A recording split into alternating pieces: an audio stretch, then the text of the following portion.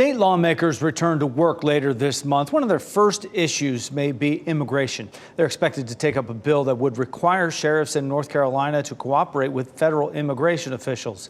WRAL Capitol Bureau Chief Laura Leslie joins us live now. Laura, this sounds familiar. Explain to us. There's a good reason this sounds familiar. This will be the fourth year out of the past 5 that lawmakers have had this debate. The bill would require sheriffs in North Carolina to hold suspected undocumented immigrants in custody at the request of Immigration and Customs Enforcement, otherwise known as ICE, without a warrant or an official detainer. ICE has a program that's known as 287G, and sheriffs can choose to participate in it, and many of them do, but they're not required to. And some sheriffs in larger counties have refused. Now, those sheriffs say if someone they arrest makes bond and is otherwise free to go, they don't have authority to continue to hold them without legal justification. Wake County is on that list, and so are Durham and Mecklenburg counties.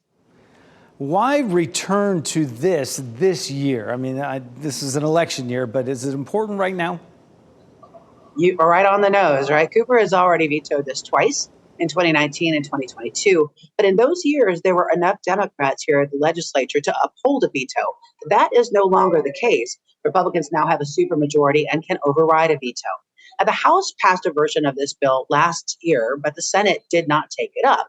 This, however, as you noted, is an election year, and immigration is a top issue for GOP voters. Republican lawmakers say it's important to protect public safety here in North Carolina. And they point to a case in Mecklenburg County where an undocumented immigrant was released and went on to commit a violent crime.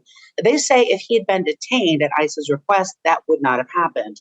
But opponents, which include many legal immigrants, say it would have a chilling effect on the relationship between local law enforcement and immigrant communities, making those communities less likely to report crimes. This is likely to be one of the first issues we'll hear debated in this year's short session, which will be starting at the end of the month.